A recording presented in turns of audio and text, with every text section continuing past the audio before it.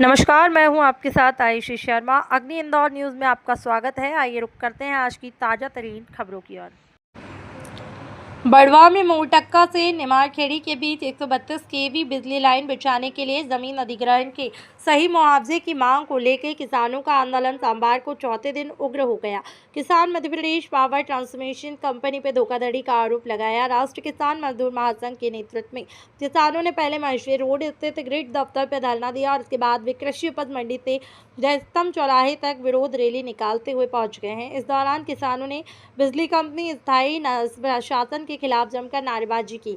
Rally और किसानों के गुस्से को देखते हुए एसडीएम सत्यनारायण दर्रो और एसडीओपी अर्चना रावत व टीआई बलराम सिंह राठौर भारी पुलिस बल के साथ मौके पर पहुंच गए। चौराहे पर अधिकारी किसानों के बीच 1 घंटे से ज़्यादा तक तीखी बहस चली। अनपढ़ होने का फायदा उठाकर दिया काम का मुआवजा। किसानों ने बिजली कंपनी के अधिकारियों पर भ्रष्टाचार के गंभीर आरोप लगाए हैं और आपको बता दें कि उनका कहना था कंपनी ने ग्रामीणों के कम पढ़े लिखे होने और तकनीक जानकारी ना होने का फायदा उठाया है। बहुत कम मुआवजा थमा दिया है। कई किसानों को तो मुआवजे की किस्त तक नहीं मिली है। अधिकारी एसडीएम के सामने झूठ बोल रहे हैं कि पैसा बैंक खातों में ट्रांसफर हो चुका है। मुआवजे में भारी गड़बड़ी है। 6 साल ब्याज की मांग। करनी सेना के पंकज राज सिंह करनी ने मुआवजे में हो रहे भेदभाव को सामने रखा है। उन्होंने बताया कि खरगोन खंडवा जिले के करीबन 300 किसानों की जमीन इस 18 किलोमीटर लंबी लाइन के दायरे में आ रही है। कंपनी किसी किसान को 2019 की कलेक्टर गाइडलाइंस के हिसाब से तो किसी को 2021 की गाइडलाइंस से मुआवजा दे रही है। लगभग 70,000 रुपये तक मामूली मुआवजा दिया गया है। मांग रखी गई है कि 2019 में उन्हें नोटिस दिए गए थे। काम अब जाकर 2026 में पूरा हो रहा है। 6 सालों का बैंक ब्याज जोड़कर पूरी मुआवजा राशि नए सिरे से दी जाए। इसके बाद मजदूर किसान संघ और महिला एसडीएम निवास पर धरना देकर बैठ गए हैं। जो कि आंदोलन किस वजह को लेकर आप पिछले दिनों से करते चले आ रहे हैं? पिछले 3 माह से लगातार टावर पीड़ित किसानों के लिए राष्ट्रीय किसान मजदूर महासंघ आगे आया है और किसानों को कंपनी द्वारा और राजस्व विभाग द्वारा पूरी तरह लूटा गया।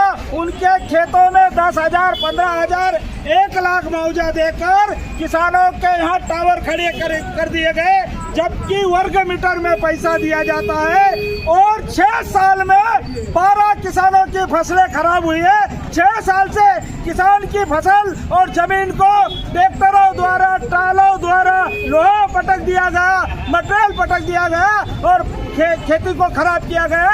इस तरह इस कंपनी ने लूट मचाई है, उसमें मध्य प्रदेश शासन शामिल है। हम घोर विरोध करते हैं और हमारे किसानों को एक टावर का 8-8 लाख, 10-10 लाख रुपया मुआवजा दिया जाए। जिस प्रकार हाईकोर्ट, सुप्रीम कोर्ट ने किसानों के लिए गाइडलाइन अनुसार जो मुआवजा घोषित किया है, उसको लेकर ये बराबर शासन प्रशासन दे रहा है क्या अब तक को? नहीं दे रहा है, जबकि हाईकोर्ट और सुप्रीम कोर्ट का आदेश हुआ है और 11,50,000 रुपए हमारे सतना विदिशा के किसानों को मुआवजा दिया है।